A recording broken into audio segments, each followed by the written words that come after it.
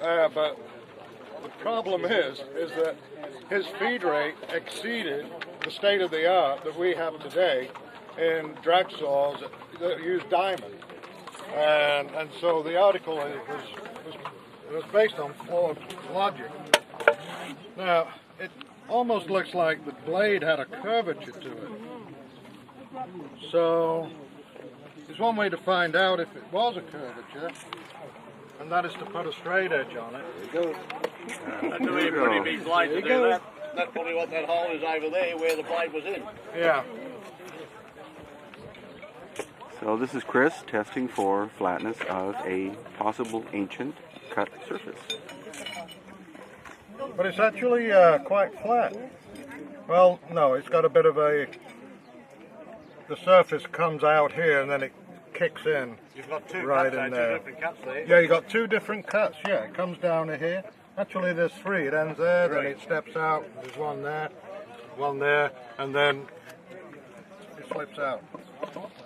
It appears that when they were actually placing these basalt blocks into the table, they were just kind of slicing off just to make them fit, just to, you know, have the top surfaces come together, and just knocking off little pieces here and there. That's an ancient saw cut, you can tell. Because here, you look at that, you can see how the surface could have been pounded by stone to get the surface. But here, that's clearly evidence of some kind of tool like a saw cutting through the material for the top half. This is at the Great Pyramid.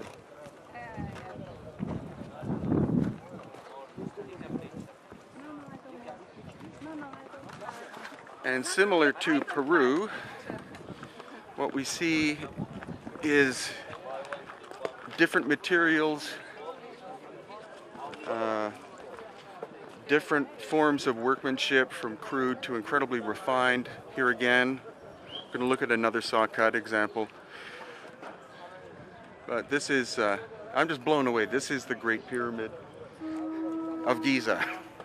But here, have a look at this. This is an obvious saw cut.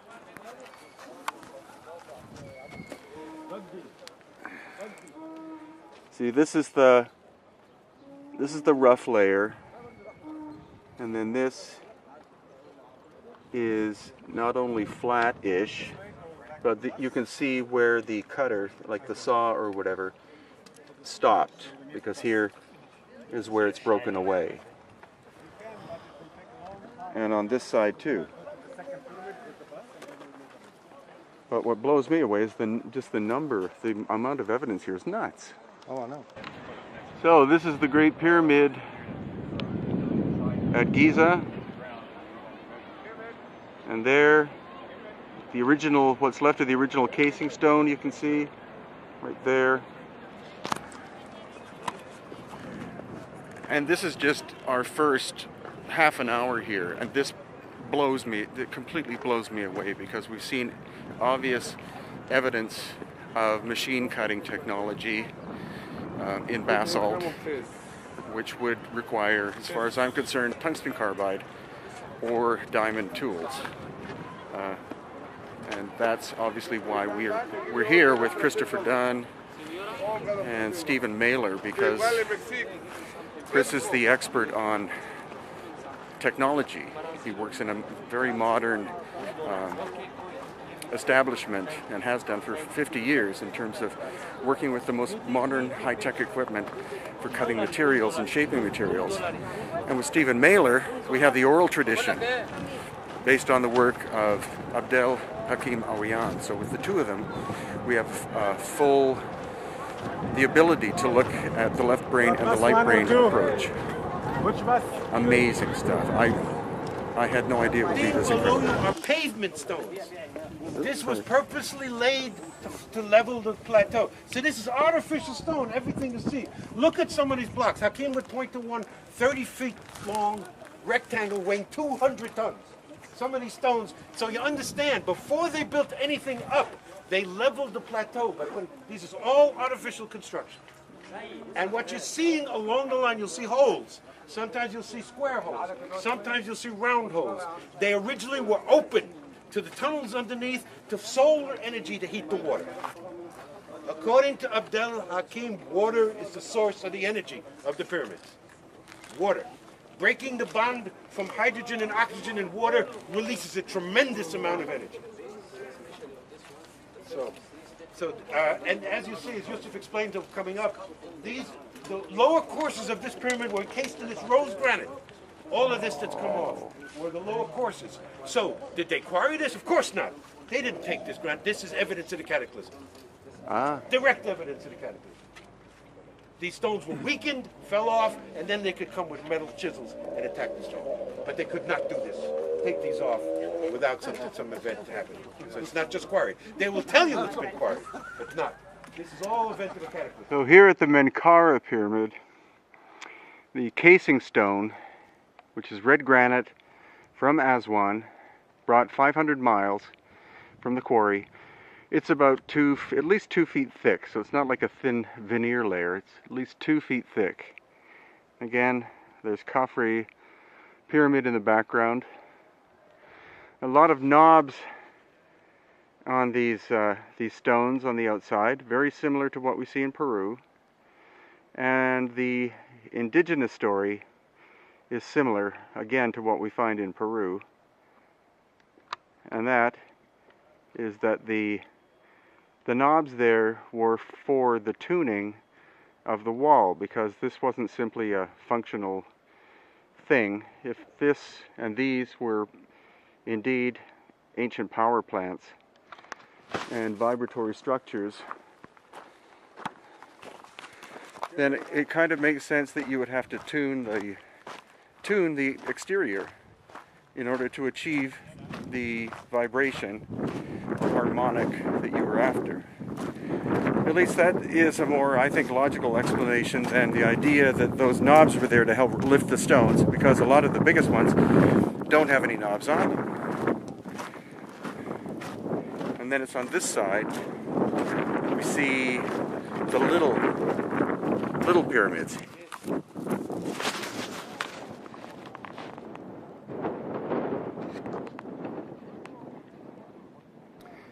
You can clearly see how the entire exterior of granite has been stripped off one of these baby pyramids. Again, the Khafre one here. Oh no, I'm not doing it. And the whole area is strewn with the remains of cannibalization of an ancient structure in ancient areas by later people.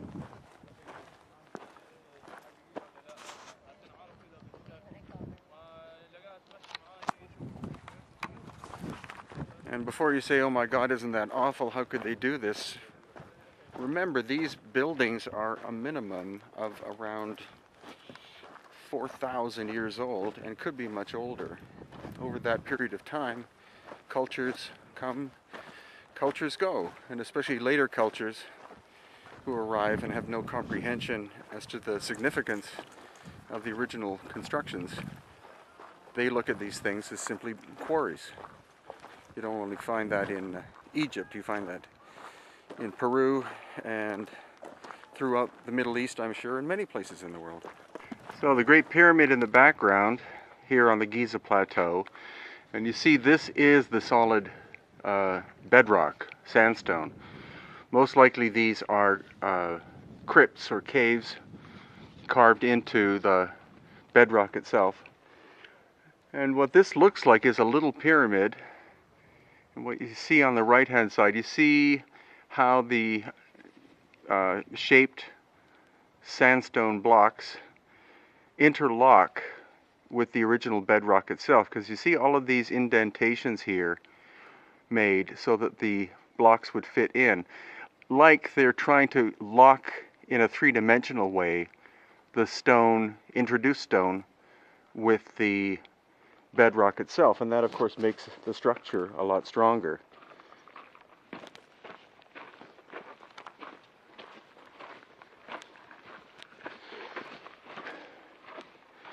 And where we're heading now is towards the Sphinx and Sphinx Temple.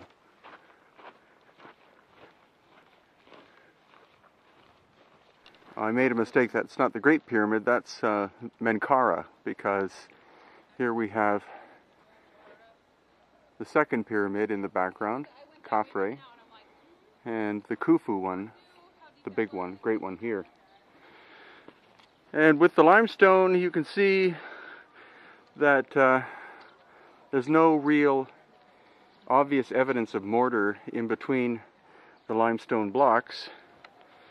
Limestone's not that hard a stone, relatively, but it's a lot harder than these piles of adobe. And the bottom line, of course, is the fact that the oldest construction is the finest.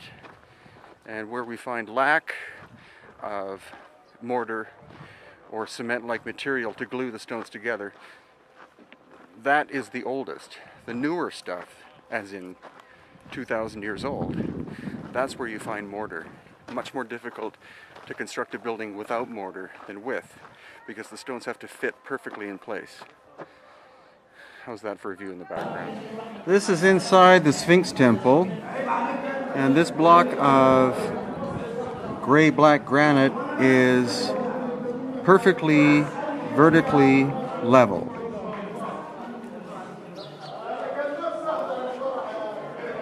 And it's similar to some of the stuff we see in Peru, because you see the corners, a lot of the stones are rounded over like that for strength. This is all basically red granite.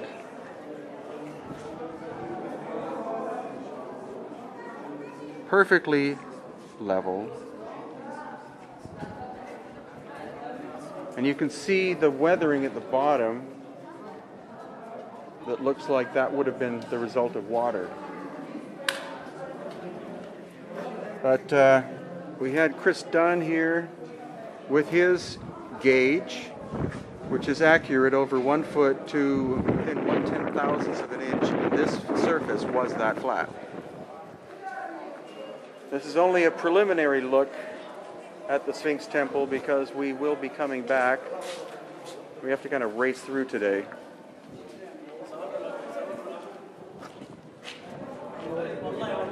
But here too, even with the weathered surface, you can see half of a degree off of level. That's because of the it looks like water weathering. Here, 0.2 degrees off of being perfectly level. So for those of you who may never get a chance to come to Egypt, this gives you a brief look into the Sphinx Temple. This is one of the pits. Could have actually been one of the water channels, because the thing is that the whole Sphinx, or the whole Giza complex, is filled with tunnels, horizontal and vertical tunnels that were probably what were used to conduct water in ancient times, when the pyramids were the energy generating things that they were. So stay tuned for future updates as we progress through this journey, but unfortunately we're always have to race through some of these on our first day in order to get a brief look at what some of this stuff looks like. Sphinx.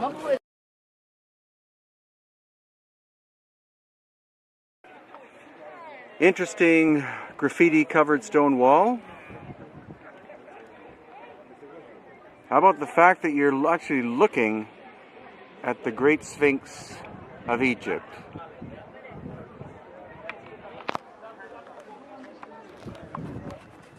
What we now know, thanks to the work of Dr. Robert Schoch, John Anthony West, Graham Hancock, and others, is the fact that the Sphinx has been shown to be older than any pharaoh, at least 2,000 or 3,000 years older than the first known pharaoh.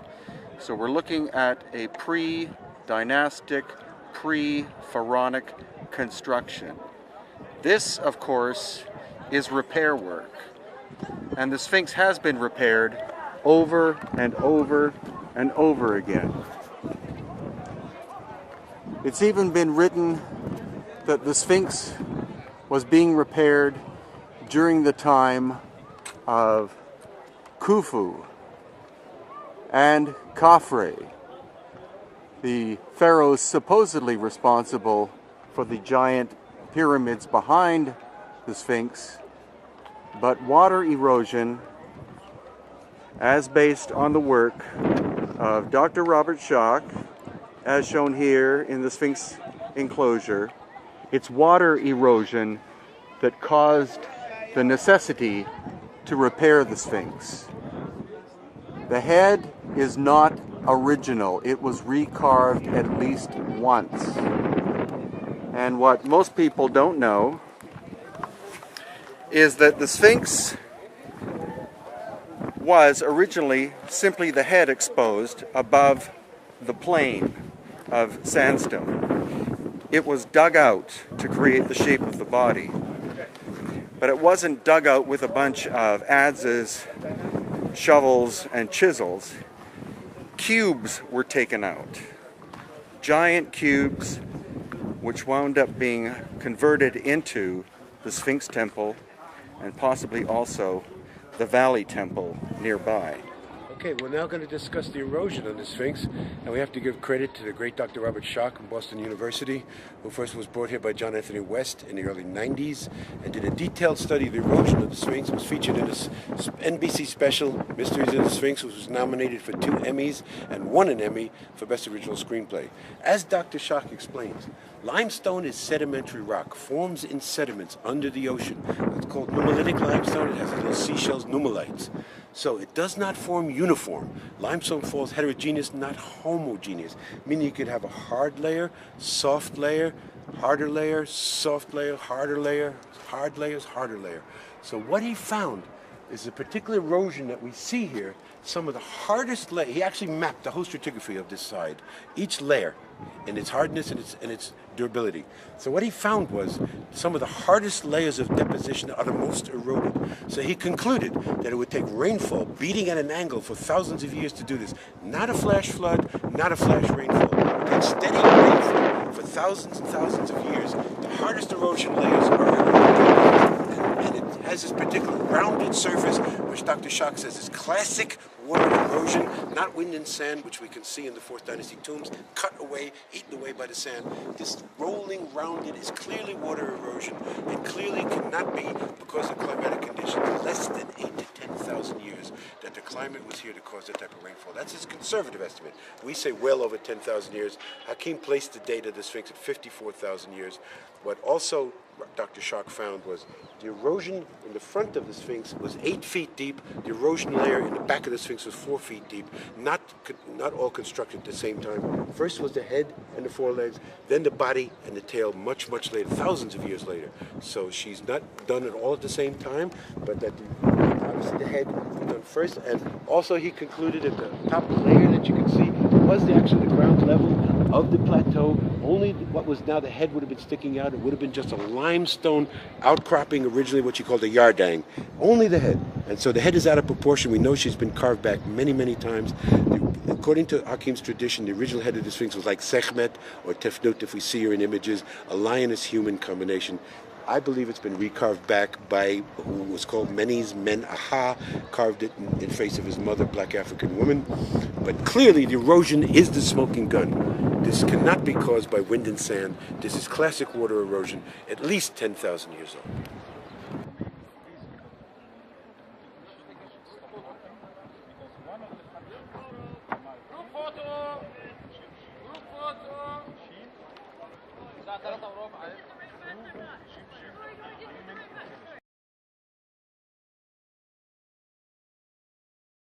Inside the Great Pyramid. This is known as the Robber's Entrance. It was by the son of the Caliph of Baghdad, Muhammad al-Mamun, in 810 AD. And we're going to the ascending passageway, which is the original structure. Right on. He woke up late. We'll have to squat down 50 feet. Okay. Which will give you practice for going into the Gee, thanks a lot. Inside the Great Pyramid. And we are going down into... No? The subterranean chamber is padlocked. Ask Yusuf though, they're not supposed to be open. Okay. Wait till Yusuf comes. Okay. This is the ascending. This is the original entrance. This is the ascending passage. And we're hoping we're going to get a key open for the descending passage. So the subterranean chamber has been padlocked, even though we had permission to enter. There's a lock on it. So instead, we're climbing up into the Queen's chamber.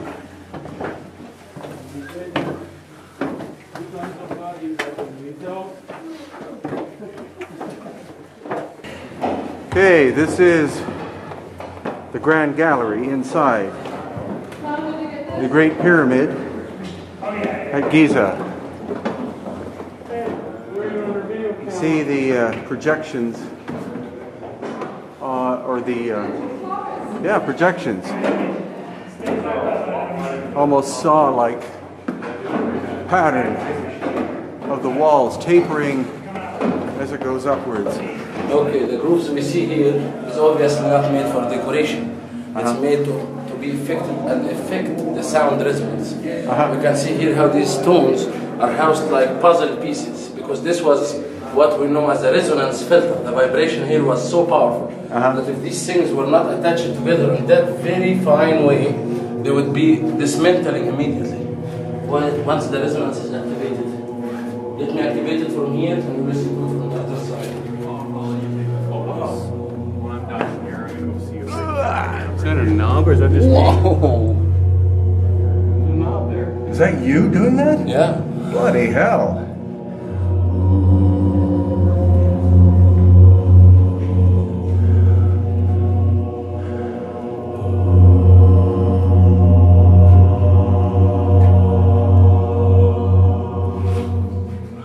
I hope you can hear the incredible sonic vibrational experience that this is. That low sound is Yusuf by himself creating that amazing resonance.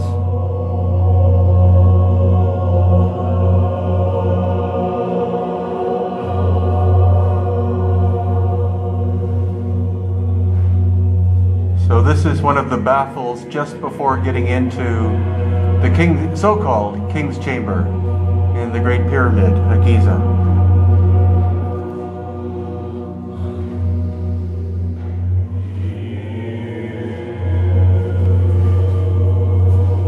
So this is the actual entrance into the King's Chamber. A bunch of people are in here. Whoa. The size of this.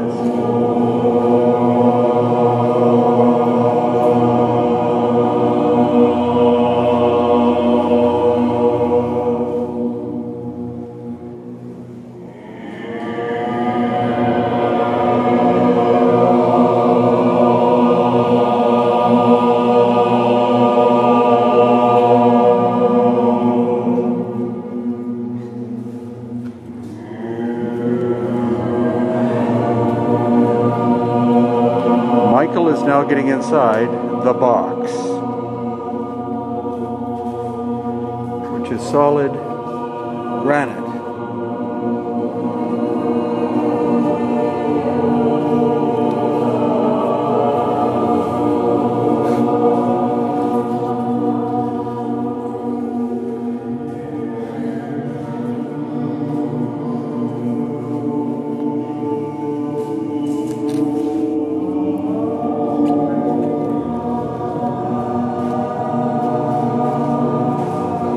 Is now in the box in the Great Pyramid.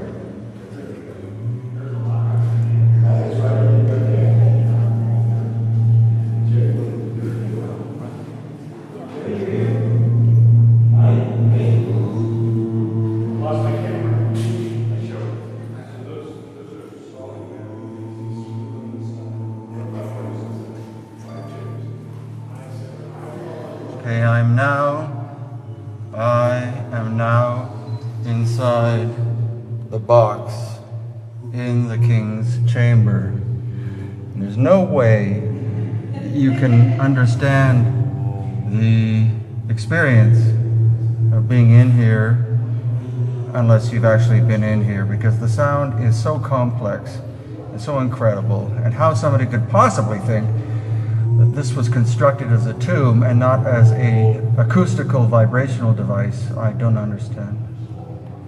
But this is a childhood dream come true to actually be lying down inside this incredible granite box in the King's Chamber on the Giza Plateau in Egypt.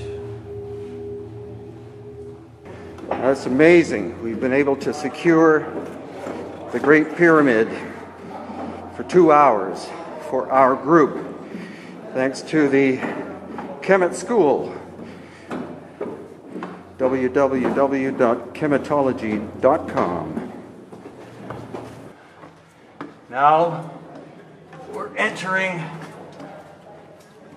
the Queen's Chamber. This passage is only a little over 3 feet high. Solid rock, solid limestone, and the walls are incredibly straight. Definitely an engineering marvel.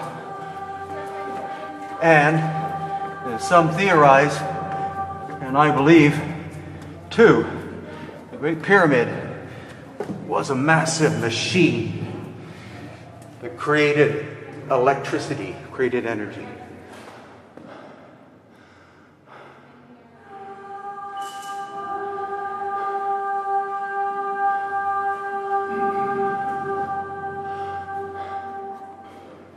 This is one of the shafts in the Queen's Chamber. One on this side, one on the opposite side. We can see evidence of some kind of buildup of material. Of this black is probably not smoke from the fire of the builders, but something else, maybe a chemical reaction that went horribly awry in the Queen's Chamber. Now we're heading back through the causeway, or whatever you want to call it, that connects the Queen's Chamber back up with the main entrance. As we pass Ernie. How you going, mate? Good, I'm good. Good out. Hello. Hello. Ernie's from Australia. Everybody in Australia, how the hell are you? Heading out. Mustafa. Mustafa. He's not in there. Into the descending passage, which is here. Okay, maybe halfway down now, or a third of the way down, the descending passage into the subterranean chamber. Not as tough so far as I thought it would be. I thought the roof would be, or ceiling would be a lot lower, but anyway, onwards we go. Okay, all the way down now at the bottom of the subterranean chamber. Now I'm sure you're thinking, gee, that didn't take very long. Well, it's because I turned the camera off. It's several hundred feet down, but it's an incredibly straight line.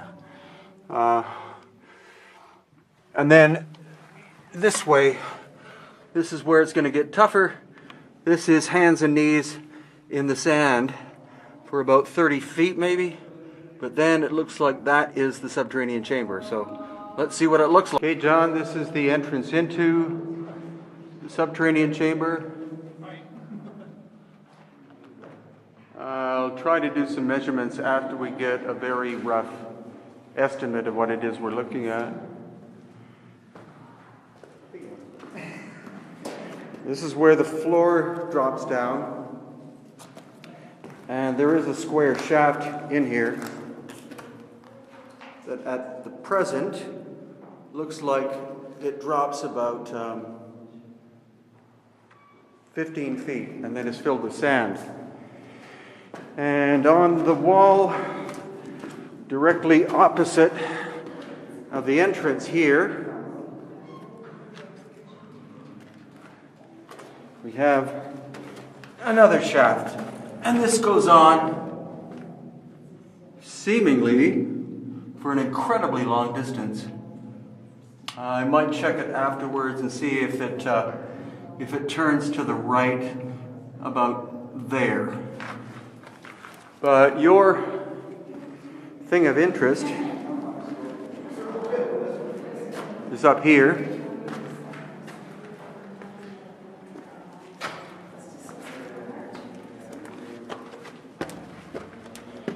So this is the channel thing walkway up. And there are a number of knob-like projections using a foot for scale here.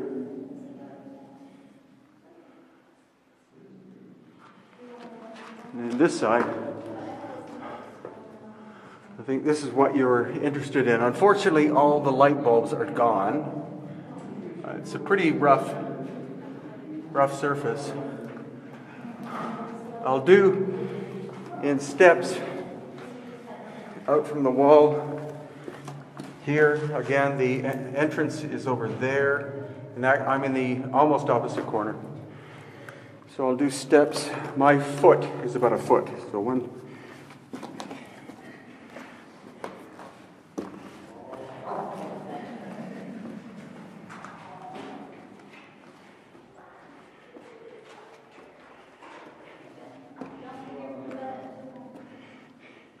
"18 feet to the point where it drops off. It's like a double step.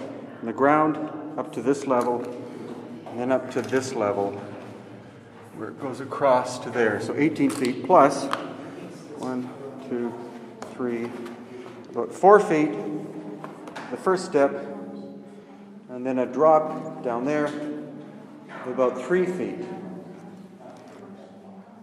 It approximately fills half the room. We don't have a long tape measure. But anyway,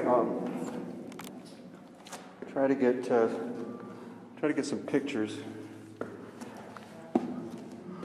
This is the inside of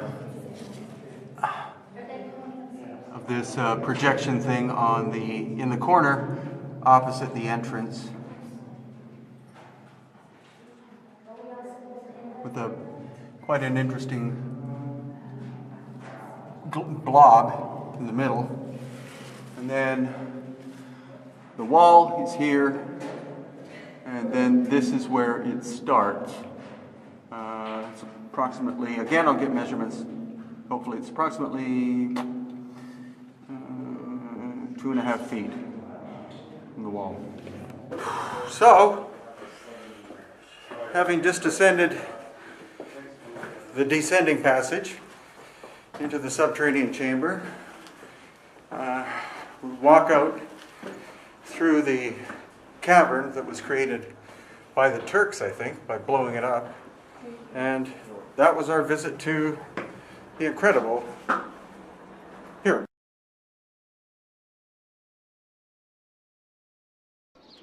This is the Ramesseum, obviously named after Ramses. This is where you get the sense of scale, though.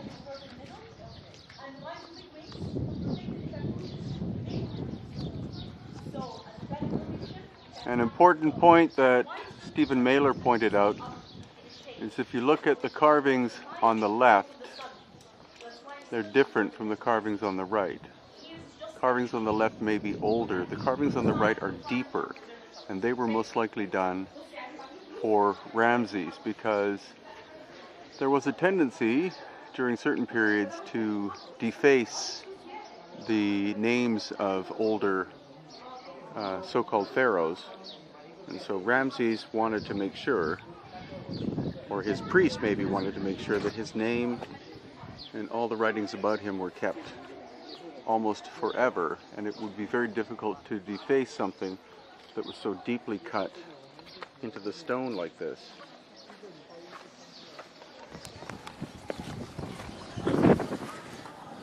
Now we don't see so far any sign of lost ancient technology or super ancient work. This is all limestone, and again, according to Stephen and others, limestone was the preferred material afterwards because limestone was softer.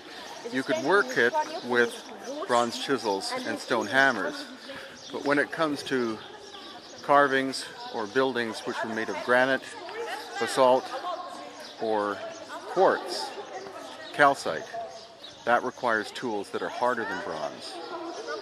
The question is, what tools were they?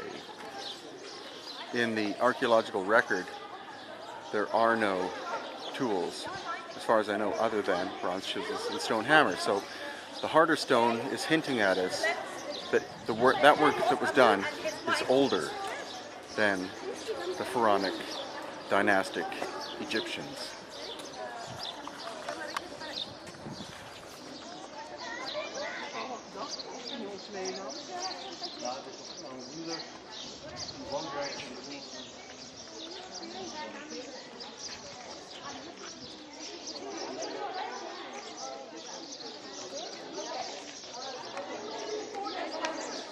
And like at any ancient site, you see different time periods existing. This, according to Yusuf Awiyan, is dynastic period. Again, they were working with limestone. Limestone is not very hard, so they could work it with bronze chisels and stone hammers. But these sculptures are granite. Granite is much harder, could not be properly shaped, especially not fine detail, with bronze chisels, stone hammers, and sandpaper. And possibly even more curious are the presence of the keystone cuts, which we find in different parts of the world, but they're most famous here and also in Peru and Bolivia. Keystone cuts for bronze or some kind of metal would be put in there, supposedly to hold the stones together. But what you'll notice about these ones is you can see the tools that were used, chisels. So these are not especially sophisticated examples of them, but they're present nonetheless.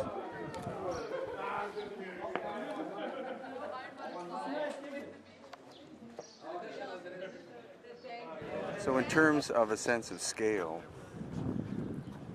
again, this is the statue, or part of the statue. This is part of his head and his ear, and then coming down that way, his shoulder. 1,000 tons finished, one block of stone. Originally, of course, it would have been much more than 1,000 tons because it would have been a rough piece to start with.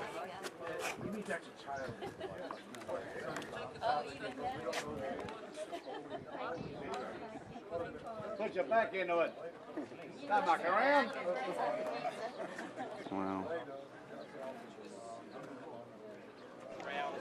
And here you can see after it fell, as the result of an earthquake supposedly, somebody came along, and this is his head, and attempted to separate a section as building material, and of course they gave up because this is rose granite, super hard stone. So here's the bottom of part of the 1,000 ton statue, and I believe this is the base on which he stood, and just the size of his feet. Here's my hand in comparison.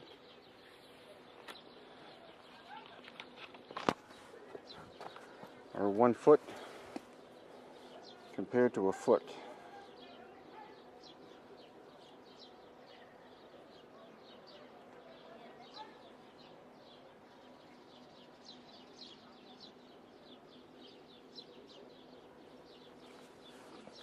My foot's about the size of his toenail. So again, finished at 1,000 tons. So how did they move it 500 miles from the quarry at Aswan. Most, if not all, of the rose granite came from the Aswan quarry. And so how was it moved? How do you move 1,000 tons? You're not obviously going to move it on rollers across a desert. You're not going to be able to build a reed boat big enough, strong enough to be able to carry a finished sculpture at 1,000 tons. And if it was brought here raw, as a raw blank stone prior to carving, then you're talking at least 1,200 tons, or maybe 1,300 tons. How would they have moved it?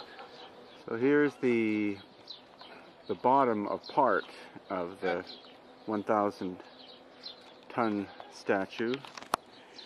And I believe this is the base on which he stood, and just the size of his feet.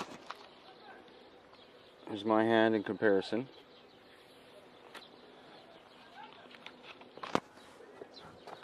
Or 1 foot compared to a foot.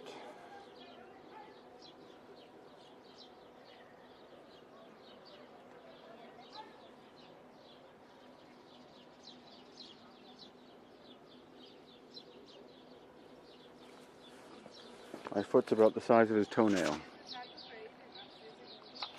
So again, finished at 1,000 tons. So how did they move it 500 miles from the quarry at Aswan? Most, if not all, of the rose granite came from the Aswan quarry. And so how was it moved? How do you move 1,000 tons? You're not obviously going to move it on rollers across a desert. You're not going to be able to build a reed boat big enough, strong enough to be able to carry a finished sculpture at 1,000 tons. And if it was brought here raw, as a raw blank stone prior to carving, then you're talking at least 1,200 tons, or maybe 1,300 tons. How would they have moved it? Another point to take into account here at the Ramesseum is here we have limestone, which is not a particularly hard stone, but these columns, as vast as they are, at least 20 feet high, you clearly see that they were done in sections, because you can see the seam as we go down where the fill-in repair work is. So during dynastic times, when this was built, they were working with limestone and working it in sections. But as we go farther back in time, to the pre-dynastic period, when they're working with granite, diorite, and basalt, quite often that's megalithic. That's a single block of stone, sometimes a single column, a single header piece of stone of larger scale. So it's not simply the hardness of the stone that was used prior to dynastic times, but it's the size of the stone as well. And the question is, how did they move this stuff? Slaves? No.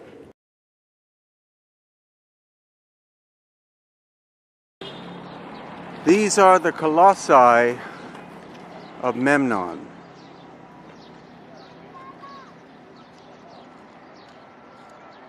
They are at least 30 feet tall, and originally were one piece of stone. This was one solid block of rock on top of a monster's base.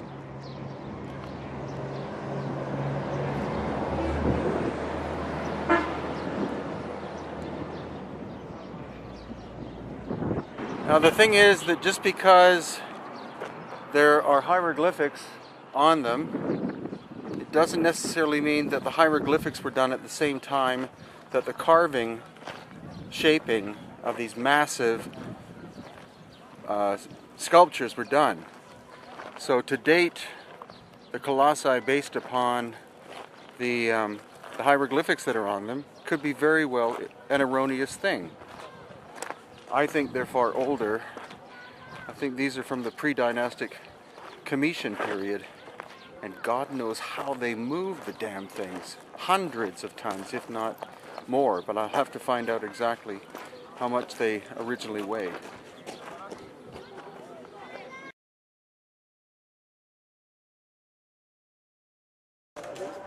So you're looking at Luxor Temple, or a very small part of it here. The sound in the background is a mosque. And this is one of the faces reputed to be Ramses II that engineer Chris Dunn believes was done with ancient high technology, because he's found what he believes are machine tool marks inside the nostrils and cutters. He's found the actual machine tool marks on the face, because the precision of this sculpture is so fine that one side is a mirror image of the other side.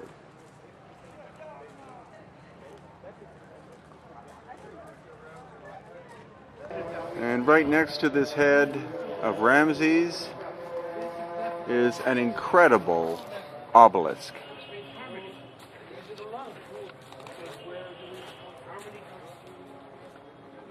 It's at least 8 feet on one side at the base, and I have no idea, it's got to be 60 feet tall. Made of rose granite, brought from the quarry at Aswan.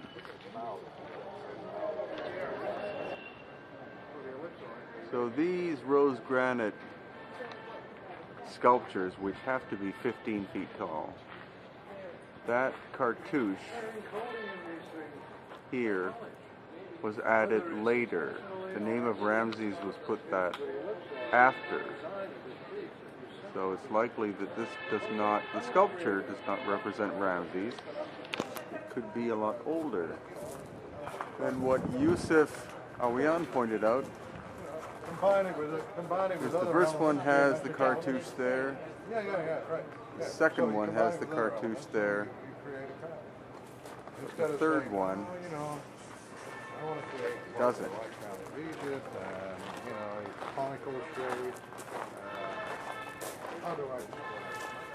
So you see, there's the cartouche with his name on it. Next to it is a dagger, but here the dagger's in the way of where it would be. So that's another sign of the great possibility that the hieroglyph does not name the original sculpture itself, but was added afterwards, and possibly long after the carving was done. Copper chisels and stone hammers cannot achieve this work.